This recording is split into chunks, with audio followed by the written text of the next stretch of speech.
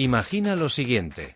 Es 1959 en la Unión Soviética. Un grupo de 9 jóvenes, 7 hombres y 2 mujeres, estudiantes universitarios de la Universidad Técnica Estatal de los Urales y montañistas experimentados, se internan en los helados Urales soviéticos para una expedición de esquí. Sonríen en sus últimas fotos, confiados y disfrutando de la aventura. Unos días después, todos están muertos. Su tienda aparece rajada desde el interior. Sus cuerpos, descalzos o semivestidos a menos 30 grados. Uno con el cráneo aplastado, otro sin lengua ni ojos, y algunos con fracturas internas inexplicables. Lo más inquietante, la ropa de 2 de ellos tiene niveles de radiación elevados. Durante 60 años, la verdad oficial fue un silencio incómodo. Teorías de ovnis, yetis, espíritus vengadores, incluso experimentos militares secretos. Hoy en Curienigmas, vamos a desentrañar el incidente del paso Dyatlov, llamado de esa forma en honor al líder de la excursión, Igor Dyatlov. Prepárate, porque la solución a este misterio es tan inverosímil como las propias leyendas. La historia comienza el 27 de enero de 1959. 9 jóvenes, liderados por Igor Dyatlov, un estudiante de ingeniería de 23 años con experiencia en alta montaña, parten de Sverdlovsk, actual Ekaterimburgo. Su objetivo: alcanzar el monte Otorten, una expedición de categoría 3, solo para expertos. Dijimos que eran 9 miembros, aunque originalmente eran 10, pero Yuri Yudin, uno de ellos, se sintió enfermo y tuvo que regresar el 28 de enero. Esta decisión, que en su momento le pareció una desgracia porque se perdería la expedición, le terminó salvando la vida. Yudin sería el último en ver a sus amigos con vida. Ya sin Yuri, el grupo continúa con su expedición el 28 de enero, avanzando y documentando su ruta con diarios y fotografías. Están de buen ánimo, el clima es duro pero controlable. Saben lo que hacen. Pasan varios días y ya es 1 de febrero. Llegan a las faldas del Kholat Syakhl, traducido como montaña muerta por el pueblo Mansi. Instalan su tienda en una ladera expuesta, a unos 10 metros del bosque. Era una decisión extraña para montañistas experimentados, pero quizás buscaban protegerse del viento. Sería la última noche de sus vidas. La fecha límite para que Dyatlov enviara un telegrama informando sobre el desenlace de su expedición era el 12 de febrero. No lo hizo. No hubo pánico inmediato. Los retrasos eran comunes y todos sabían que los estudiantes se desenvolvían perfectamente en este tipo de situaciones. Pero los días seguían pasando y las noticias seguían sin llegar, por lo que el 20 de febrero, los familiares, preocupados, advierten a las autoridades soviéticas y exigen una búsqueda. El 26 de febrero, el equipo de búsqueda encuentra la tienda de Dyatlov. Y la escena con que se encuentran es aterradora, superando cualquier tipo de guión de una película de terror. La tienda se encontraba rasgada desde dentro. Botas, ropa, comida, todo abandonado. Parece que huyeron despavoridos, sin tiempo para vestirse. El 27 de febrero, el equipo de búsqueda da con los primeros cuerpos. A 1,5 kilómetros, bajo un cedro, encuentran a Yuri Krivonischenko y Yuri Dorosenko. Como era de suponer al encontrar sus prendas aún en la tienda de campaña, los cuerpos estaban descalzos y casi desnudos, con solo ropa interior, congelados. Cerca, una pequeña hoguera y ramas rotas hasta los 5 metros de altura, intentaron escalar algo. Ese mismo día, pero más tarde, otros cuerpos fueron hallados, los de Dyatlov, Zinaida Kolmogorova y Rustem Slobodin. Dispersos entre el cedro y la tienda, en posiciones que sugerían que intentaban regresar al campamento. Dyatlov con la cabeza hacia la tienda, Kolmogorova con una herida en el costado y Slobodin con una fractura en el cráneo. Pero lo peor estaba por llegar. Eran 9, por lo que aún quedaban 4 cuerpos por encontrar que tardarían 2 meses en aparecer, bajo casi 4 metros de nieve en un barranco, a unos 75 metros del cedro. El cuerpo de Nikolai Tibeaux-Brignoyes tenía el cráneo fracturado y heridas graves. El de Alexander Kolevatov contaba con múltiples fracturas de costillas y lesiones internas. El cuerpo de Lyudmila Dubinina se encontraba en un estado tétrico y escalofriante, a tal punto que los investigadores no podían creerlo. Parecía que hubiera sido objeto de múltiples torturas.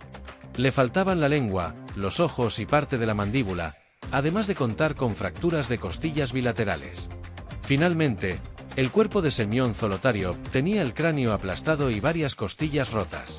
El asunto se tornaba cada vez más complejo y misterioso, ya que habían encontrado algunos cuerpos desnudos, otros con grandes heridas y hasta uno de ellos sin lengua y ojos. A todo ello se le añade otro factor extremadamente sorprendente: la radiación. La ropa de Krivonischenko y Kolevatov tenía altos niveles de radiación beta. Para mayor sorpresa, los médicos y científicos forenses, una vez analizados minuciosamente los cuerpos, determinaron que no había señales de lucha ni rastros de otras personas. La causa oficial de la muerte fue una fuerza abrumadora, que los excursionistas no fueron capaces de superar, sin añadir mayores detalles al respecto ni referirse a la radiación. Muchas interrogantes sin responder. Con el caso cerrado precipitadamente por las autoridades soviéticas, afirmando que habían muerto simplemente a causa de una fuerza abrumadora, y el material clasificado, la máquina de la especulación se puso en marcha. En primer lugar, la prensa apuntó contra los Mansi, el pueblo indígena que habitaba la zona.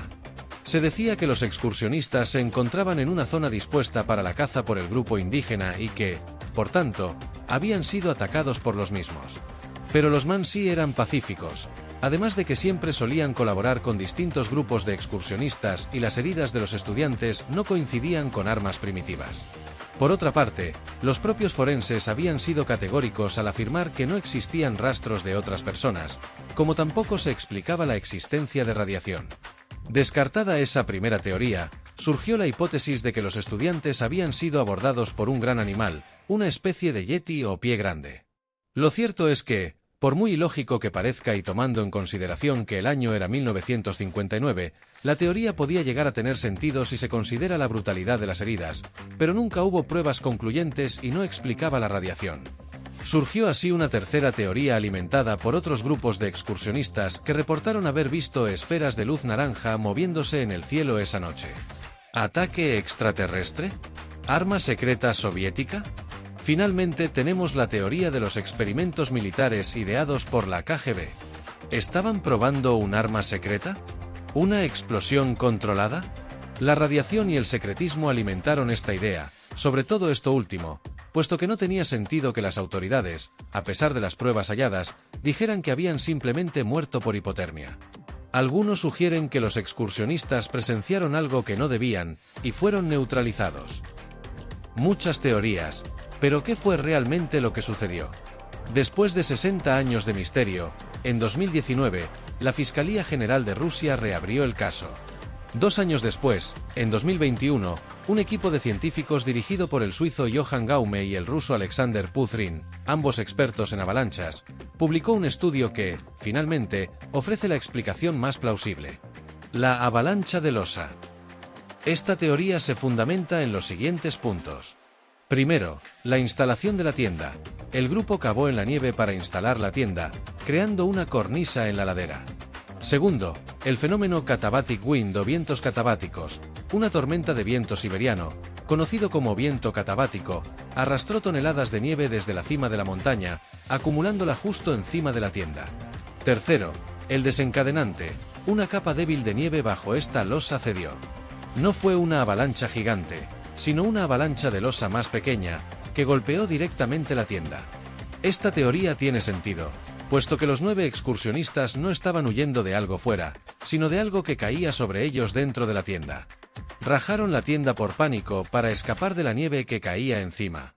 Con respecto a las lesiones, al salir descalzos muchos cayeron por un barranco de unos 4 a 5 metros, sufriendo las fracturas y traumatismos que se encontraron.